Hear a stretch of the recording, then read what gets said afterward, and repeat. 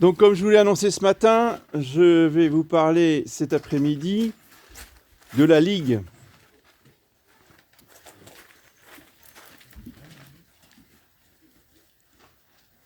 Je vais me référer à un livre que je vous recommande vivement à tous, qui s'appelle « La Vierge Marie dans l'histoire de France ». Bon, j'en parle régulièrement, mais c'est très instructif et cela donne de la force à notre dévotion. Vous voyez, quand nous allions la spiritualité, la dévotion mariale avec l'histoire de notre pays, avec nos racines. Si nous voulons être fiers de la France, être fiers d'être français, c'est pas en uniquement connaissant les défaites de la République, parce que ça vous scie le moral. Se complaire dans Dien Bien Phu, c'est une chose à prendre une dépression nerveuse, vous comprenez ? Donc, il faut au contraire cultiver le souvenir de notre passé catholique, où notre pays, voyez, avait une très grande dévotion à la Sainte Vierge. L'intérêt aussi de ce livre sur la Vierge Marie dans l'histoire de France, c'est que ça va vous montrer la réalité de ce que c'est qu'un royaume très chrétien. Parce que beaucoup ont tendance à rêver.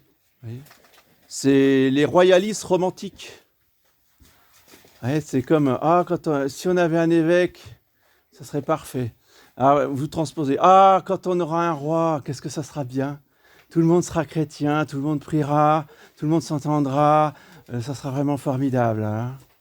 Oui, la réalité, il faut atterrir. C'est pas parce qu'on a des autorités religieuses ou politiques catholiques que tout va bien. Qu'il n'y a pas de péché. Qu'il n'y a pas de crime. Les rois de France, l'histoire des rois de France est, si vous voulez, parsemée de choses épouvantables, de trahison, de tout ce que vous voulez. Hein. C'est exactement la même chose que les ancêtres du Messie. La seule nation sur terre qui avait le vrai Dieu, c'était Israël. C'était les descendants d'Abraham. C'était les meilleurs de l'humanité, si vous voulez, c'est la crème. Et ils ont donné naissance à qui ? Au Fils de Dieu. Quelle est l'autre nation qui a donné naissance au Fils de Dieu ? Il n'y a pas. Donc c'est les meilleurs des meilleurs. Oui, il y a eu des idolâtres, donc des rois de Juda, des traîtres, des adultères, idolâtres, sorcellerie, tout ce que vous voulez. Tous les crimes possibles ont été commis par les rois de Juda. Et pourtant, c'était les ancêtres du Messie. Alors il ne faut pas croire que les rois de France, parce qu'ils étaient les descendants de Clovis,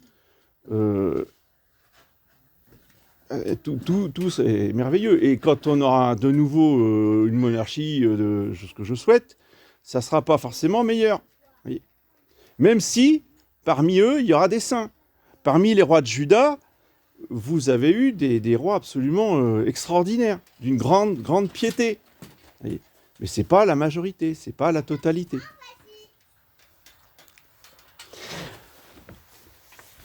Alors, je commence juste avec l'histoire, donc Louis XI, parce que la Ligue va arriver après. Alors, je vous expliquerai après ce que c'est que la Ligue. Mais déjà, ne serait-ce que Louis XI. Démarre avec Louis XI. Je ne vais pas vous faire la liste, je ne vais pas vous lire la liste de tous les pèlerinages qu'a fait Louis XI. Il y en a 3 pages, d'accord ? Alors, et quand ils font des pèlerinages, les rois de France, ils ne se contentent pas de venir visiter et de prier dans un sanctuaire. Ils offrent une statue en or massif, ils offrent des collections d'ornements, Enfin, je veux dire, c'est la distribution des aumônes. Oui. Mais Louis XI, il est impressionnant au niveau des pèlerinages. Vous voyez, ce qui explique la petite phrase que vous connaissez tous, hein, bien sûr, vous connaissez par cœur l'imitation de Jésus-Christ. Hein. Ce n'est pas au nombre de pèlerinages que l'on mesure la sainteté. Vous voyez, voilà. Alors l'exemple type, Louis XI.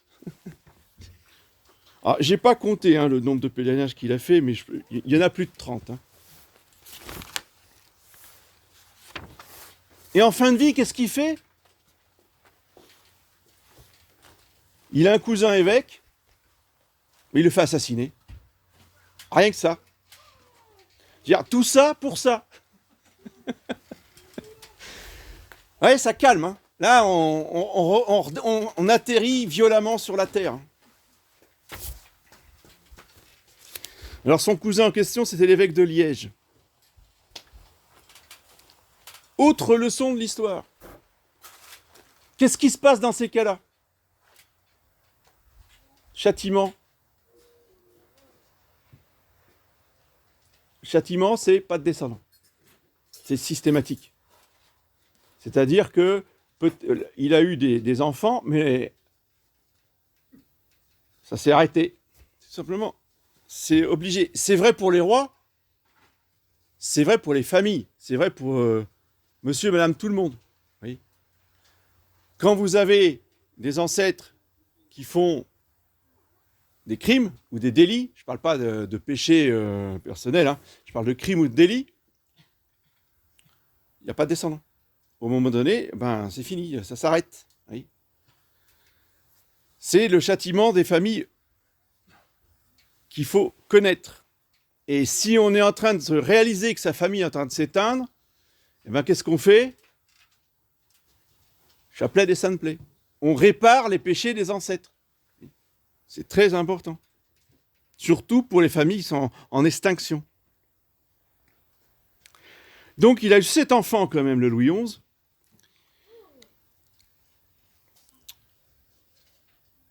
Dont une fille, Jeanne, qui fonda en l'honneur des 10 vertus de la Sainte Vierge l'ordre des Annonciades et qui mourut en odeur de sainteté. Vous voyez que la Sainte Vierge n'est pas rancunière. Mais le dernier, le fils, qui devient roi sous le nom de Charles VIII, lui, n'aura pas de descendant. Justement, comme note le marquis de la Franquerie, là, en expiation du crime paternel. Mais au moins, comme son père, il avait une grande dévotion à la Sainte Vierge, mais lui, il n'a pas assassiné son cousin, donc son règne a été paisible et prospère. Voyez. Donc comme quoi, quand on est dans la dévotion à la Sainte Vierge, dans la dévotion au vrai Dieu, il y a des châtiments quand il y a des crimes, mais en même temps, c'est très juste, vous voyez, c'est très tempéré.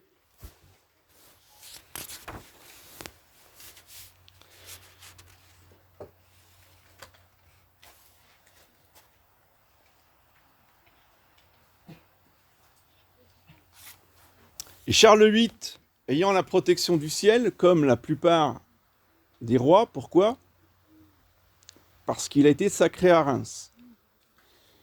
Et notez-le, il n'y a pas un seul roi qui soit mort sur le champ de bataille. C'est un miracle, parce que sur le nombre de batailles qu'ils ont fait, sur le nombre de rois qu'il y a eu, qu'il n'y en ait pas un qui ait versé son sang sur le champ de bataille, c'est pas normal, c'est pas humain, c'est pas naturel. C'est une protection spéciale. Et là, en l'occurrence, Charles VIII va être sauvé miraculeusement dans sa campagne d'Italie.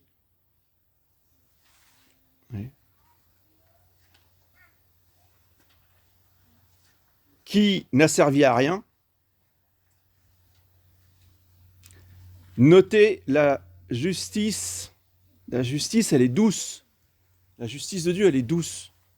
Pourquoi il a fait cette campagne d'Italie? Pour la gloire, la gloriole. Vous savez, les rois, c'est comme les autres. Hein.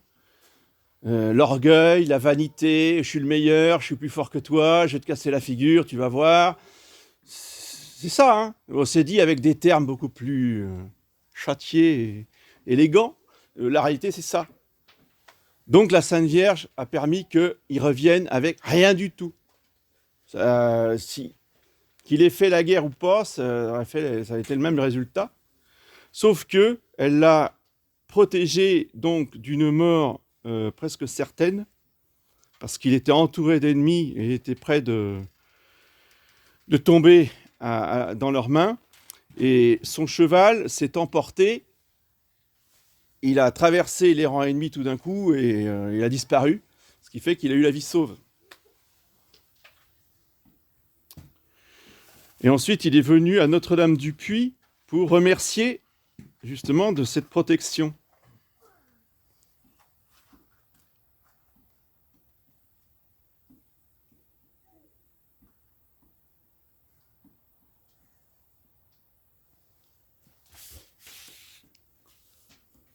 Charles VIII va épouser Anne de Bretagne. Vous voyez où je veux en venir.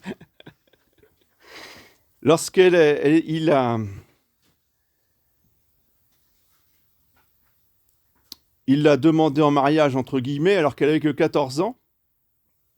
Et elle ne voulait pas. Ça ne vous étonnera pas, elle était un peu têtue. Vous voyez. Donc Charles VIII, il a dit c'est fichu. Hein, si elle ne veut pas, elle ne veut pas. Hein.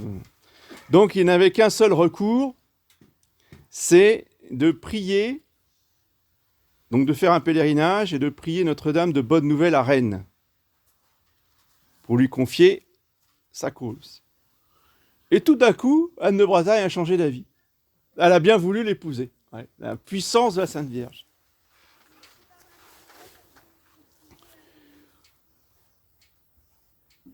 Donc il faut attribuer ce mariage de la France et de la Bretagne à la Vierge de Bonne Nouvelle à Rennes.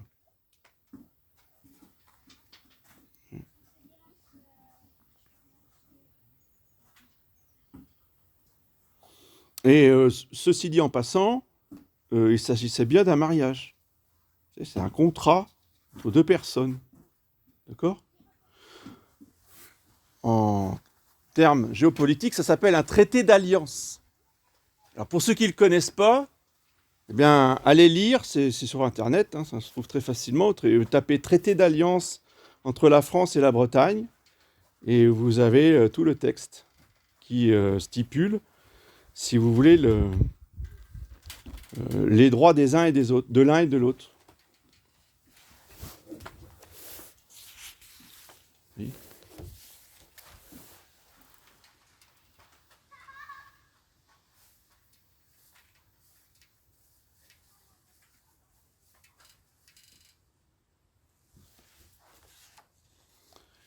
Et ce qui est très intéressant de noter aussi, c'est que les rois de Bretagne ont tous eu au début, enfin dans les premières générations, ont tous eu une très très grande dévotion, pas seulement à Sainte-Anne, mais aussi à la Sainte Vierge.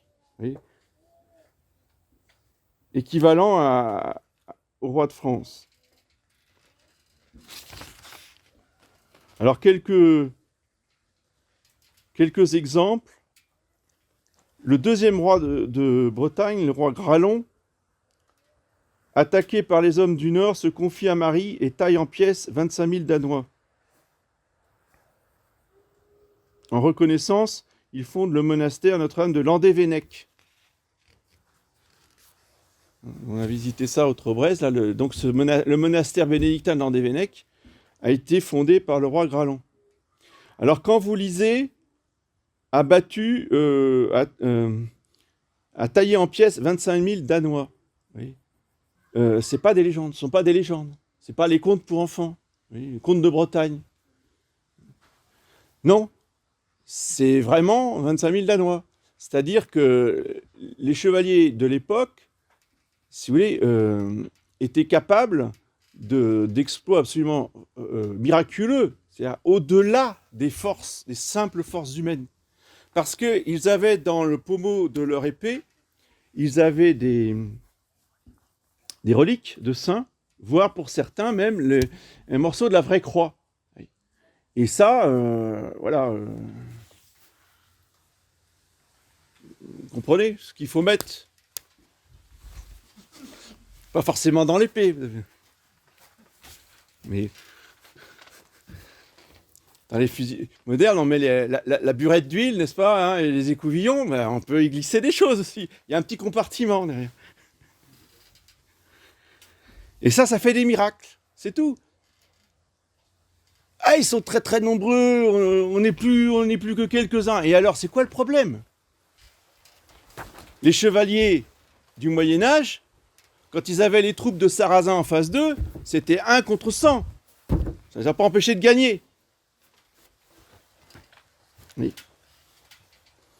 Et après, bien, il y a tout un tas d'autres rois qui ont succédé, qui avaient les mêmes dévotions et qui ont laissé aussi dans les monastères ou les sanctuaires la Sainte Vierge des souvenirs. Hein. Alors je noterai juste un exemple qui nous touche, puisque la chapelle donc, de Notre-Dame du Mur, vous savez, où il y a maintenant depuis plus de 30 ans, voire 40 ans, il y a la messe de la fraternité là-bas, eh bien l'origine, c'est Jean II,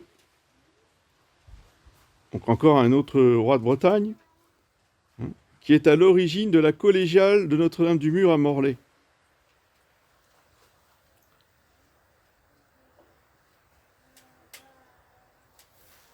Jean V pourvoit l'entretien de Notre-Dame du Folguet. Et le sanctuaire de Notre-Dame du Folguet a été fondé par Jean de Montfort. Autre exemple qui nous touche de près, c'est Pierre II et son épouse Françoise d'Amboise. Pourquoi ça nous touche de près? Qu'est-ce qu'elle a fait, la duchesse Françoise d'Amboise? Elle a fondé le Grand Carmel. Vous voyez, donc les carmélites qui sont à Pommerit, là, leur ordre, et donc l'ordre du Grand Carmel aussi des Carmes. Alors pour les Carmes, ça vient d'un Rennais, Jean de Saint-Sanson, je crois. Et donc pour les femmes, les carmélites, ça vient de Françoise d'Amboise.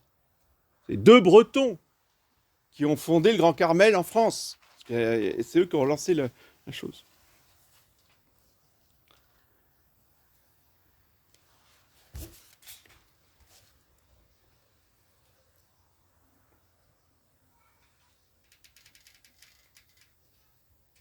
Alors après l'histoire de Louis XI, il y a François Ier, qui lui aussi est un grand pèlerin et un grand dévot de la Sainte Vierge. Faut le savoir. Hein. Ça n'a pas empêché après de s'allier aux musulmans hein. Et d'être complètement imprégné de gnose. Mais n'empêche que ces pèlerinages à la Sainte Vierge sont assez nombreux. Et Notre-Dame va répondre à ses prières en lui donnant la victoire, par exemple à Marignan. Et en action de grâce, François Ier va construire à Milan une église sous le vocable Règne des Victoires. 2 ans après, en 1517, François Ier tient à faire un pied en aube de pénitent, le chemin de Vienne à Chambéry, pour vénérer le Saint-Suaire. Et en cours de route, il alla en pèlerinage à Notre-Dame de l'Aumône, près de Seyssel. Donc vous voyez, faut quand même le faire. C'est pas anodin, c'est pas une petite pénitence. Donc les choses, elles sont complexes. Alors, d'avance, je vous dis, on se calme avec les enthousiasmes. Ah, le roi, il est allé faire à pied, en sac de jute, il a fait 150 km. Oui, très bien. Et il aura des grâces. Ça ne veut pas dire qu'à côté de ça, il n'y aura pas des problèmes. D'accord ? alto-romantisme.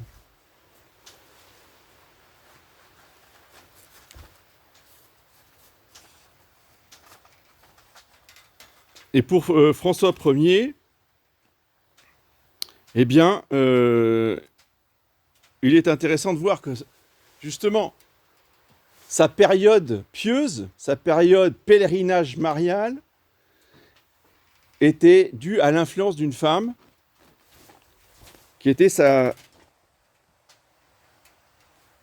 femme, la reine Claude de France. Je crois, c'est ça. Bon.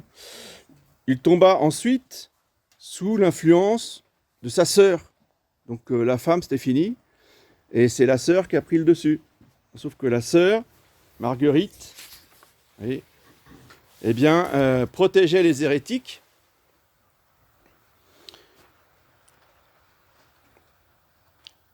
Et va ensuite protéger Calvin. Donc, quand dans sa propre famille, vous êtes tiraillé avec des influences aussi contraires, voyez, ben après, si vous n'avez pas la force de faire bon choix, ben, il arrive des problèmes. Donc, au lieu de se conduire en roi très chrétien, ben, François Ier va favoriser la Renaissance. Il prêchera l'erreur et le vice. Il pactisera avec la Réforme, qui érigera en dogme le droit à l'erreur et au vice. Et il fera alliance avec le Grand Turc, oui, pour des raisons commerciales, bien sûr, pour des bonnes raisons. Pour c'est la route de la soie, si je ne me trompe pas. Pour les épices qui venaient d'Orient, ça passait par Constantinople, donc il fallait bien s'entendre. Alors vous comprenez qu'après, on ne va pas quand même faire la guerre, on ne va pas aller à l'épante, taper sur son allié commercial. Oui, ça fait brouillon. Après, c'est difficile de reprendre le...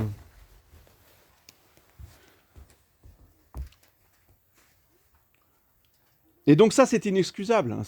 Ça entraîne des châtiments de la part de Dieu. Oui. Donc ça aussi, il faut que nous ayons des idées très claires là-dessus. Parce que les références à Jacques Bainville et à tous les historiens de l'Action française qui glorifient et magnifient les rois, quoi qu'ils aient fait, du moment que ça a servi la France. Ah, il a gagné beaucoup d'argent, François Ier, avec son alliance avec le Turc. Donc c'est très très bien. On n'a pas le droit de critiquer. Vous voyez ? Ben non, on critique. Parce que le critère suprême pour le roi de France, c'est la foi et la défense de l'Église. Ce n'est pas la prospérité de la France, premièrement. Et de toute façon, quand on ne cherche pas à défendre la foi et l'Église, eh bien, on n'a pas la prospérité de la France. Parce que cherchez d'abord le royaume des cieux et la prospérité viendra ensuite.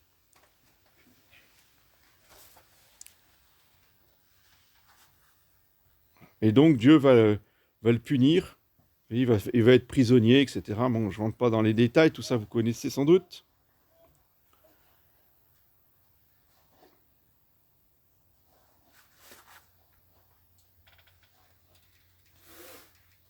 Et donc on voit arriver justement ce protestantisme qui va faire des ravages, et qui va faire des ravages pas simplement au niveau de la foi, pas simplement au niveau des mœurs, mais au niveau même des massacres. Vous avez une petite brochure éditée aux éditions Saint-Rémy sur les massacres des Huguenots. Je vous conseille vivement de vous y référer, c'est pas long en plus. Mais c'est violent. C'est bien pire. Les colonnes infernales sont des enfants de cœur à côté. Ça vous donne une idée de la cruauté des Huguenots. Vous voyez ? Alors qu'on nous fait verser des petites larmes, ah, les pauvres protestants, à la Saint-Barthélemy, c'est horrible, regardez ce que l'Église a fait. C'est rien du tout, comparé aux tortures qu'ils ont imposées aux catholiques.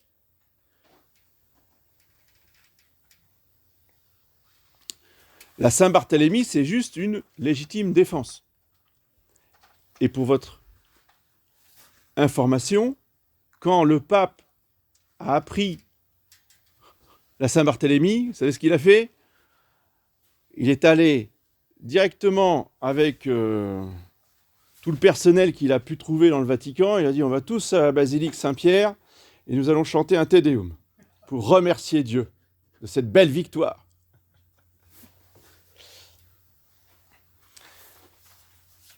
Qui fut transformée en défaite.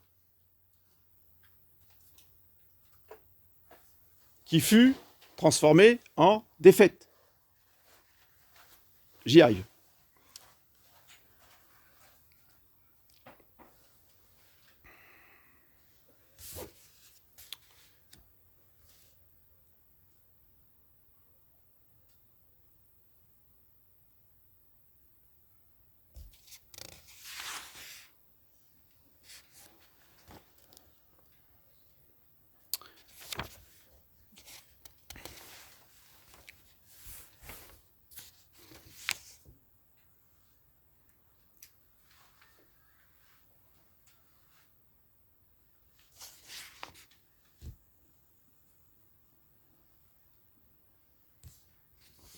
Alors, son fils, Henri II, lui aussi va faire des pèlerinages et faire des dons, un signe à la très sainte Vierge Marie, à Notre-Dame de Boulogne.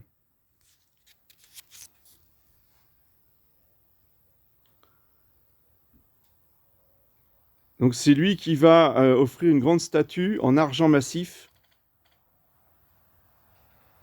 pour remplacer la statue miraculeuse qui avait été volée par les Anglais.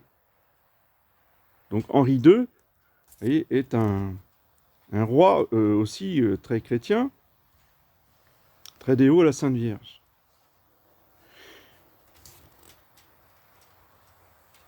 Il était marié donc à la reine Catherine de Médicis. Aïe, aïe, aïe, c'est là que les ennuis commencent. Médicis, vous traduisez Rothschild. Le Rothschild de l'Europe, à l'époque, s'appelait Médicis. Donc la Catherine, elle est arrivée à la cour de France avec ses amulettes, ses gris-gris et ses sorciers. Et ces gens-là, donc là on est en 1550, 1540, vous voyez, par là autour, jusque sous Louis XIV. Les sorciers ont squatté le conseil du roi. Vous avez entendu? Le roi demandait conseil à tout un tas de conseillers tout à fait corrects, puisque même Saint-Vincent de Paul a fait partie du conseil du roi, vous voyez. Mais avec Saint-Vincent de Paul, il y avait des sorciers. C'est ça la monarchie française. Enfin, c'est sur ça les Bourbons en particulier. Enfin là, on n'y est pas encore, mais après, ça va empirer. Vous voyez. Et nous avons la certitude de la chose, puisque Louis XIV a fait un édit officiel, édit du roi, interdisant aux sorciers italiens de participer au conseil. Imaginez 2 secondes. Comment voulez-vous que ça aille bien? Vous voyez. Comment voulez-vous qu'il n'y ait pas eu la Révolution française? On est trahi par la tête, hein. C'est toujours la tête qui pourrit en premier. Hein. Mais par contre, alors, la Médicis, la Médicis, vous voyez, elle a offert une chapelle d'or, une lampe d'argent et de magnifiques ornements à Notre-Dame de Boulogne pour reconstituer le trésor pillé par les Anglais.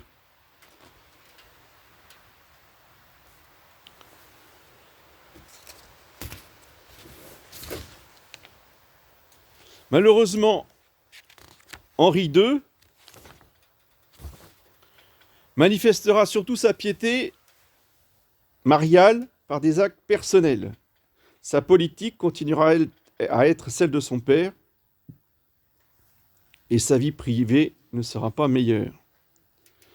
Aussi, son règne aboutit en fait à un désastre au traité de Cateau-Cambrésis, par lequel le roi, pour conserver Calais, devra abandonner 189 villes ou châteaux fortifiés et tous ses droits en Italie. Au cours de ces guerres, la très sainte Vierge fera sortir de l'ombre une autre branche de la Maison de France, issue de Mérovée, la branche cadette de Lorraine. Oui, parce que celle-là, elle est complètement pourrie. Et donc, elle va subir les châtiments, justement, de Saint-Rémy. Donc, cette branche cadette de Lorraine, c'est très important. Elle est très importante. Elle est très pieuse. Et surtout, elle est très fidèle. Fidèle à la sainte doctrine, fidèle au sacre, fidèle à la signification du sacre. Voyez. Et il faut vraiment remettre la Ligue à l'honneur, car elle est calomniée, elle est haïe dans nos milieux catholiques. Et chez tous les historiens légitimistes, Fratelli Saint-Pédis, Université Saint-Pédis, tout ça, vous prononcez le mot Ligue, il vous tombe dessus, vous n'en parlez plus jamais après, parce que vous êtes un horrible révolutionnaire. Donc pour eux, la Ligue, c'est la révolution. D'accord ? Après ça, dans un milieu royaliste, vous êtes mort. C'est l'insulte suprême. Vous voyez ? Alors que c'est tout le contraire. Et c'est ce qui fait toute l'incompréhension et le conflit entre les catholiques politiques et les catholiques religieux. Alors, si vous voulez, tout ça, ça s'est estompé, parce que, évidemment, la monarchie a complètement disparu, et puis, depuis un certain nombre de dizaines d'années, on est plutôt occupé à lutter contre Vatican II, ce qui fait que les rangs se sont resserrés entre catholiques, si vous voulez, et on n'a plus trop ce genre de discussion. Mais dès qu'on fréquente un peu les légitimistes, les cercles légitimistes, ce que j'ai fait à un moment donné dans ma vie, et qu'on ose aborder le sujet, c'est comme si vous mettiez une grenade au milieu de la pièce. Ça a le même effet. Donc le problème, il n'est absolument pas réglé. Et que des siècles après, on est toujours prêt à se mettre sur la figure à propos de la Ligue. Parce que vous avez deux sortes de catholiques. Vous avez des catholiques dont la préoccupation principale, c'est d'aller au ciel, c'est de se sanctifier, c'est d'aimer Dieu, c'est de pratiquer la vertu, c'est d'avoir une famille pieuse et de transmettre à ses enfants et petits-enfants la foi, la piété, la religion. Ça, c'est les vrais catholiques. Et dans la même chapelle, vous avez des catholiques, surtout des hommes, qui ont des ambitions politiques. Monsieur l'abbé, quand nous aurons le pouvoir, on fera ceci, on fera cela. Oui, mais pour avoir le pouvoir, on n'a pas le pouvoir tout seul. Hein. On n'aura jamais tout seul. Alors, écoutez, faut faire des alliances. Oui, on n'est pas d'accord, mais c'est ça la politique. On fait des compromis. On s'allie les uns avec les autres pour pouvoir prendre le pouvoir. On va soutenir la campagne d'Éric Zemmour. Comme ça, on va pouvoir bouter Marine Le Pen.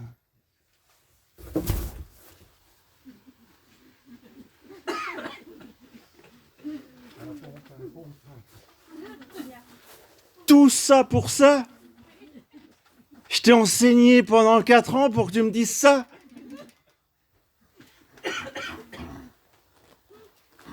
Elle n'est pas sortie de l'auberge. Donc, il faut que nous ayons les idées claires. Je ne veux pas de légitimistes ici.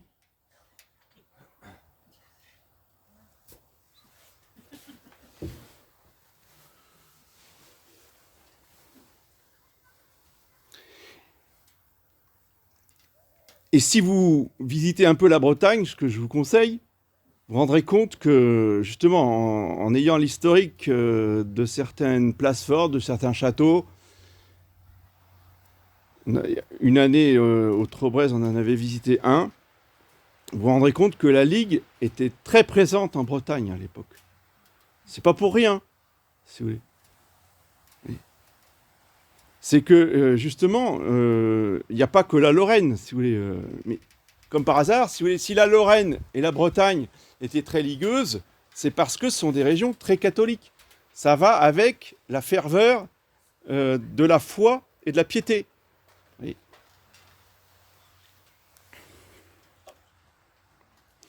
Donc de tout temps, dit le marquis de la Franquerie, les ducs de Lorraine ont eu le culte de Marie. Mais il semble que Marie ait accueilli avec une particulière satisfaction l'offrande que le duc René II fit en 496 au son sanctuaire de Sainte-Marie-du-Mont. Car, peu après, la duchesse de Lorraine mit au monde Claude de Lorraine, souche de la célèbre maison de Guise. Claude est le seul de tous les généraux français de son époque qui n'ait jamais connu la défaite. C'est quand même remarquable, dans toute une carrière, de ne jamais avoir une seule défaite. Son fils, François de Guise, s'immortalisa à Metz, où il repoussa victorieusement 60 000 impériaux. Peu après, il battit Charles Quint à Renty, ce qui obligea l'empereur à abdiquer ses 2 couronnes, impériale d'Allemagne et royale d'Espagne. Enfin, il prit Calais, la dernière ville occupée encore par les Anglais depuis la guerre de 100 Ans.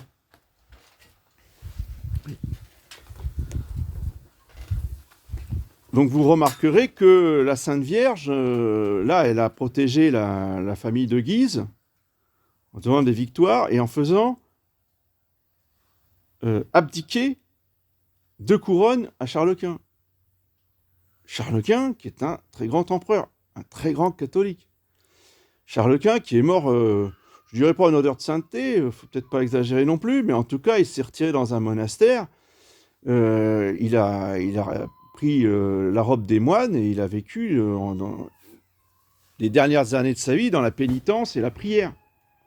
C'est pas un horrible personnage, hein, Charles Quint. D'accord ?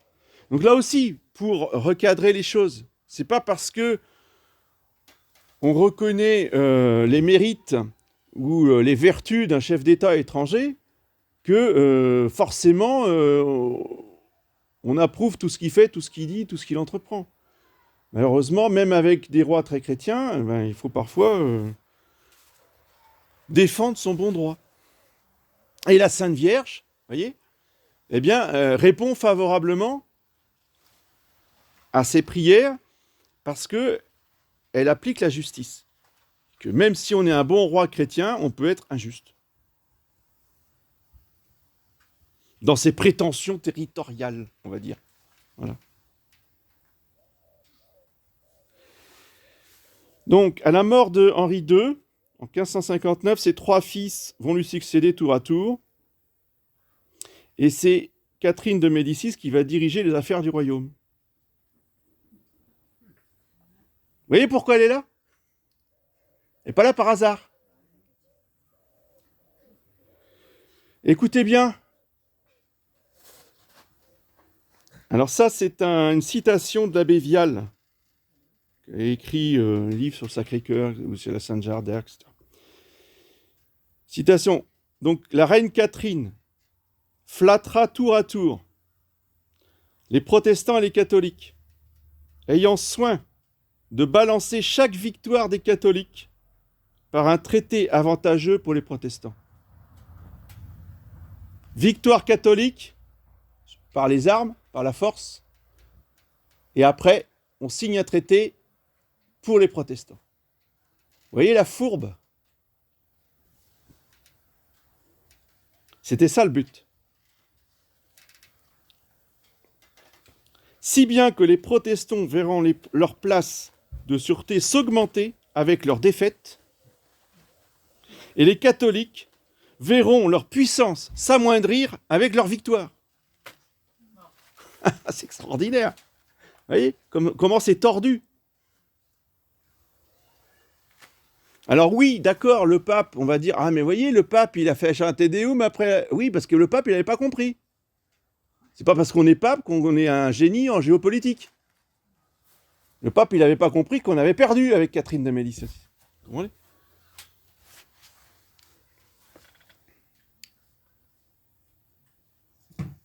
La lutte entre les catholiques et les protestants durera de la conjuration d'Amboise en 1560 à l'abjuration d'Henri IV en 1593, c'est-à-dire 33 ans.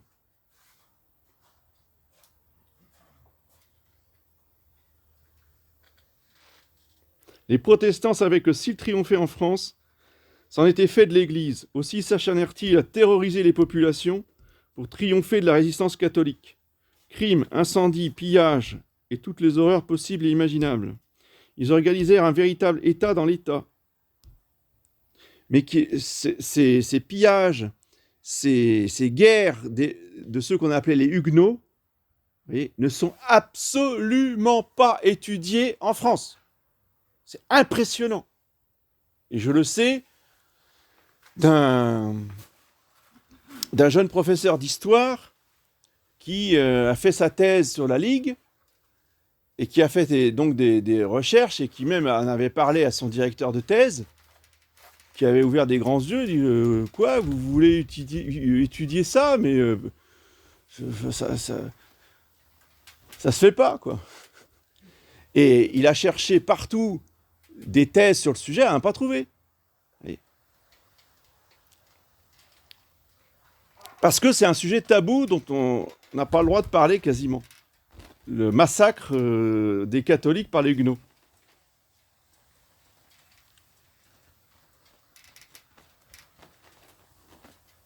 Et donc les protestants organisèrent, grâce à Catherine de Médicis, un État dans l'État. Mais c'était sans compter avec la Vierge Marie, parce que c'est à la dévotion de la France à la Sainte Vierge que le protestantisme dut sa défaite et que la France fut une fois de plus le rempart de la foi et assura le salut de l'Église. L'un des premiers attentats des protestants avait été une sacrilège profanation d'une statue de la Sainte Vierge, comme par hasard. Et donc c'est au pèlerinage de Notre-Dame de Liesse que les Guises vont fonder la Sainte Ligue catholique. Vous voyez déjà le nom, ça sonne sympathique. Oui. Avec qui ? Avec Jacques Dumière, s'il vous plaît. Vous savez ? Qui, dans son gouvernement de Péronne, va chaque jour invoquer Notre-Dame de Brebières. La Ligue est confiée à la très sainte Vierge Marie, qui triomphe toujours de l'hérésie. Sous leur influence, l'âme de la France se réveille. La Ligue s'organise militairement, pendant que les fidèles dans toutes les parties du pays se pressent aux processions dont les évêques et les clergés prennent la tête. Chaque ligueur s'engage par serment en disant ceci: à maintenir la double et inséparable unité catholique et monarchique du Saint-Royaume de France, telle qu'elle fut fondée miraculeusement au baptistère de Reims. Voilà la différence entre les ligueurs et ceux qu'on a appelés les politiques, c'est-à-dire les partisans des Bourbons. Les ligueurs ont toujours défendu la valeur du sacre. C'est-à-dire que c'est le sacre qui fait le roi. D'accord ? En fidélité, justement, à la doctrine de Sainte Jeanne d'Arc. Alors que les Bourbons ont toujours défendu le droit du sang. Donc, le fils du roi est roi dès sa naissance. Il n'a pas besoin du sacre. Le sacre, c'est pour le peuple.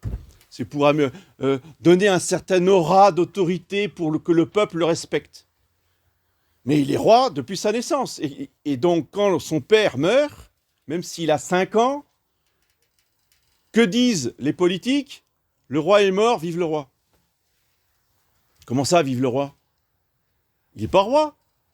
Il n'a pas été à Reims. Ah bah si, pour eux, il est roi. Par le sang. Oui.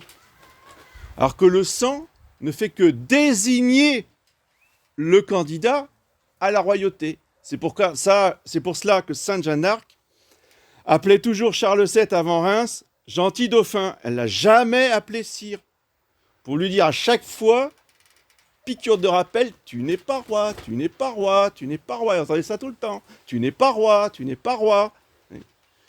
Et une fois qu'il a été sacré à Reims, elle l'a appelé sire. Alors, maintenant t'es roi, maintenant t'es roi, maintenant t'es roi. T'as compris? Non, enfin, il n'a pas trop compris, mais bon. Le message était passé. Vous voyez.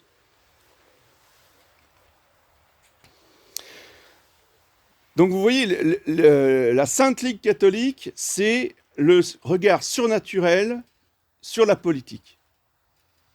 Le fondement des rois de France, c'est le baptistère de Reims, la sainte ampoule qui vient du ciel, avec le don des miracles pour guérir les écrouelles. Tout ça qui va être nié ensuite. Et pour les derniers Bourbons, y compris Louis XIV et les autres, le sacre, ça n'a aucune signification et aucun intérêt. Et Louis XIV, il n'hésitera pas à l'écrire. Totalement secondaire. Donc je continue le serment de la Ligue. Donc la France, telle qu'elle fut miraculeusement fondée au baptistère de Reims par Saint-Rémy, telle qu'elle fut restaurée miraculeusement par Jeanne d'Arc, telle qu'elle est instruite dans la loi salique. Le ligueur s'engage à faire dans ce but le sacrifice de leurs biens et de leur vie, à défendre jusqu'à la mort les ligueurs assermentés, à poursuivre jusqu'à la mort leurs ennemis.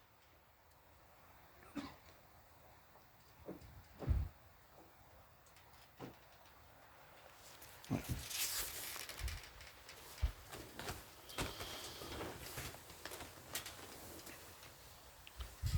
Alors, après je vais résumer très vite. Va arriver Henri IV, donc le fondateur des Bourbons. Et lui, pour être roi, il fallait qu'il devienne catholique. Et il fallait qu'il conquiert Paris, qu'il ne voulait pas de lui. Et ça coûte cher. Ça coûte de l'argent de faire la guerre à Paris. Alors, le sauveur est arrivé. T'as besoin d'argent. Quoi qu'il en coûte, t'auras ce que tu veux. Tu me dis, je te donne. Mais il y a une condition. T'épouses ma fille.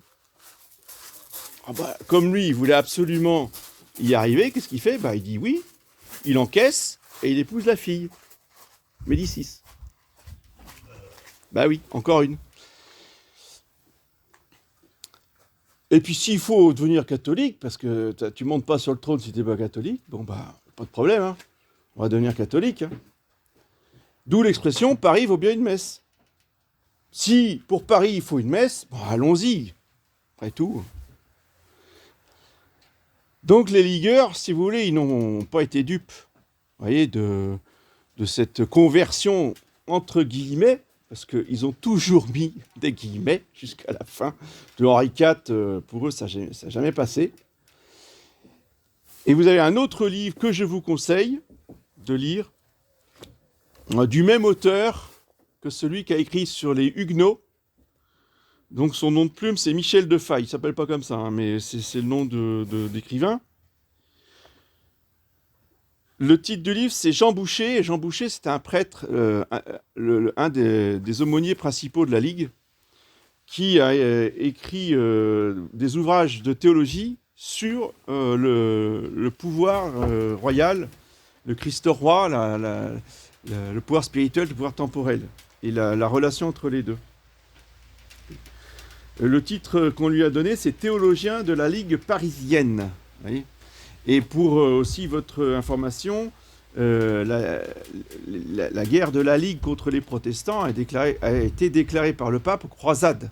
C'est une des croisades. Donc c'est aux éditions Saint-Rémy, vous voyez que c'est pas très épais, mais c'est très instructif justement sur la conception catholique de la monarchie. Vous voyez. Et Jean Boucher va être évidemment persécuté par Henri IV. Il va être obligé de s'exiler dans les Pays-Bas parce qu'on ne supportera plus sur le territoire français. Parce qu'il disait trop de vérité et il reprochait trop justement cet esprit naturaliste, vous voyez, des Bourbons qui faisaient la part belle aux protestants. Donc pour vous dire que la très sainte Vierge Marie, vous voyez, suscite toujours des défenseurs lorsque l'ennemi attaque, et il attaque partout, il attaque tout le temps. Il n'y a pas uniquement sous des régimes antichrétiens qu'on aura à lutter. C'est que même sous une monarchie très chrétienne, l'ennemi, il est là.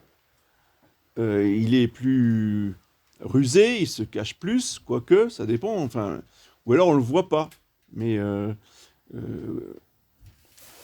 les sorciers en question, dont je vous parlais tout à l'heure, que Louis XIV s'est finalement résolu à chasser,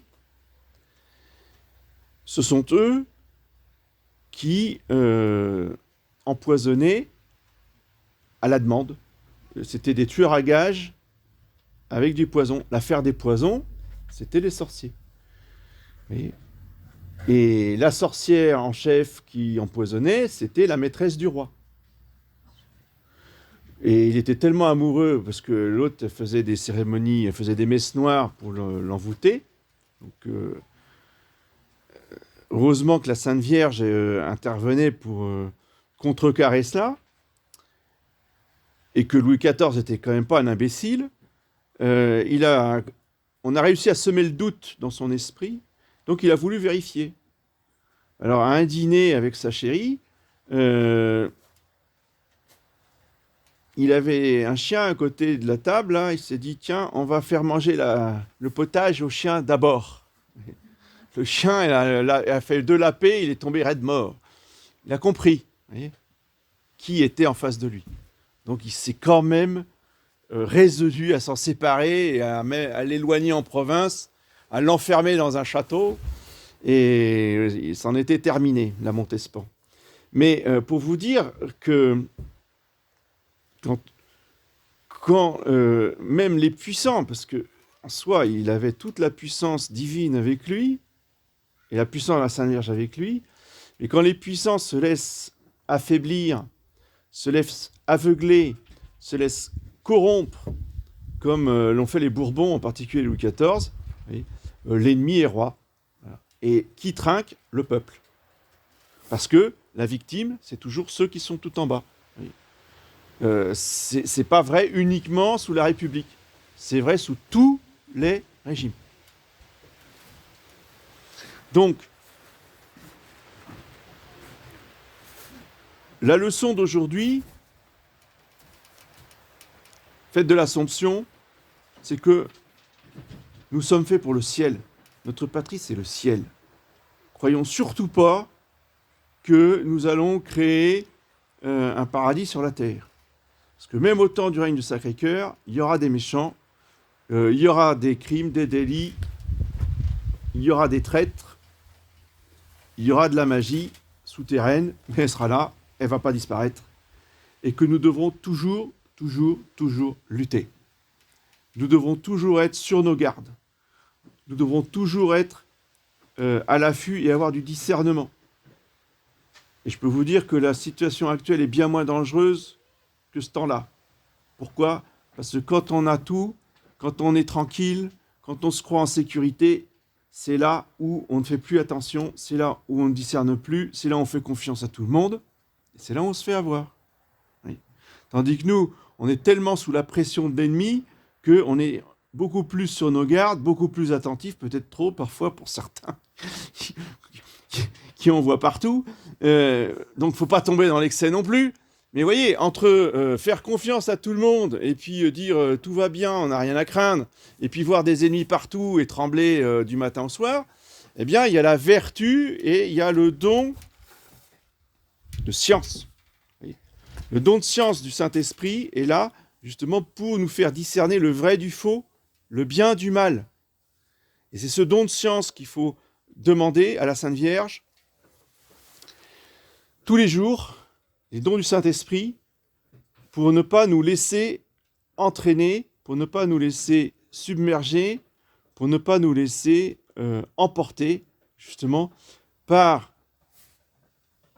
les sorciers, magie noire, magie blanche,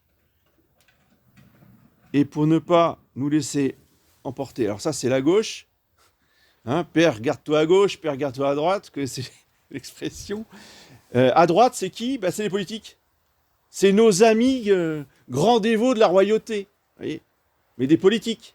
Eux qui croient que dans les magouilles, les compromis humains, les magouilles humaines, qui croient uniquement dans, si vous voulez, les alliances de forces politiques. Voyez, et qui sont prêts, justement, à pactiser avec les Turcs, les Mahométans, les Juifs, les protestants et tout ce qui va bien. Ah, mais vous comprenez, faut bien faire des alliances pour arriver au pouvoir. Faut bien faire des alliances pour pouvoir avancer dans telle direction. Ben non. Et par contre, faire des alliances entre catholiques, ça oui. Vous voyez, plutôt que d'aller s'allier aux Grands Turcs, il aurait mieux fallu faire intervenir peut-être le pape qui était au-dessus des deux, de Charles Quint et du roi de France, pour essayer de trouver un bon compromis avec un bon roi catholique. Vous voyez, mais ça, non. Charles Quint, on lui fait la guerre. Vous voyez, on fait la guerre à Charles Quint, mais on va faire ami-ami avec le Grand Turc. Donc, comme quoi, les critères de discernement, vous voyez, sont faussés. Alors, ils étaient faussés à l'époque, et ils sont faussés aujourd'hui dans les livres d'histoire naturaliste, style Action française, Jacques Bainville et tous ces gens-là, dont on a bourré la tête des catholiques tradis depuis des dizaines et dizaines d'années. Alors, c'est vrai que j'ai pas encore eu l'occasion de la faire. J'ai dit que je la ferais, la conférence sur l'Action française. J'ai toujours pas faite. Mais bon, je parsème de temps en temps mes conférences de remarques là-dessus. Je pense que déjà, ça vous donne une idée de la mentalité qu'il ne faut pas avoir. Vous voyez, de jugement totalement naturaliste, qui exclut toute lumière et référence surnaturelle. Donc le grand principe de Charles Maurras dans Mes idées politiques, c'était de dire, justement, politique d'abord. C'est pour ça qu'on les appelle les politiques. Parce que pour eux, politique première servie. Nous, les descendants de Sainte Jeanne d'Arc et de la Sainte Ligue catholique, on dit Dieu premier servi. Et eux, c'est politique première servie. Ou politique d'abord. Et ça, c'est une catastrophe. C'est la ruine de toute œuvre catholique.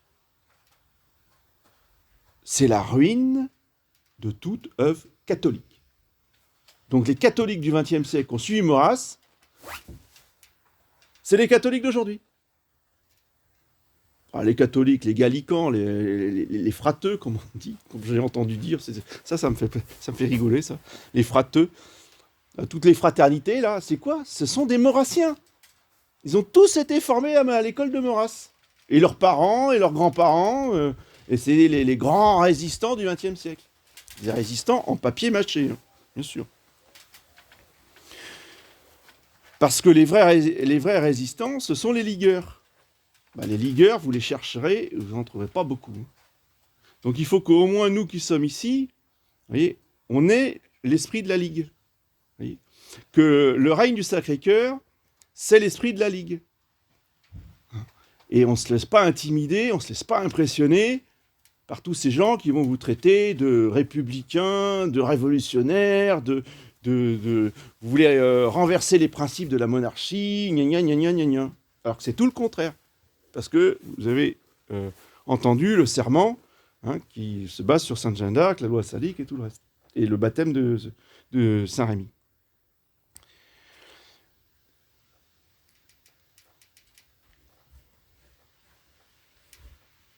Le règne du Sacré-Cœur, il ne va pas arriver du jour au lendemain. Oui. La grâce ne remplace pas la nature. Même s'il y aura une partie de miracle, il faudra quand même travailler, il faudra étudier, il faudra avoir des principes, il faudra approfondir les choses. Ce n'est pas évident, et si vous ne l'apprenez pas, si vous ne vous renseignez pas, eh bien, vous n'aurez pas les bons principes et les bonnes idées. Ça tombe pas du ciel. Il faut se renseigner. Là, je vous ai donné les 2 livres qui peuvent vous éclairer beaucoup, hein, surtout le livre sur Jean Boucher, sur toutes ces questions-là. Voilà. Principe de la victoire, la Sainte Vierge, et donc les principes de la politique catholique de la Sainte Ligue. J'en ai terminé pour mon propos.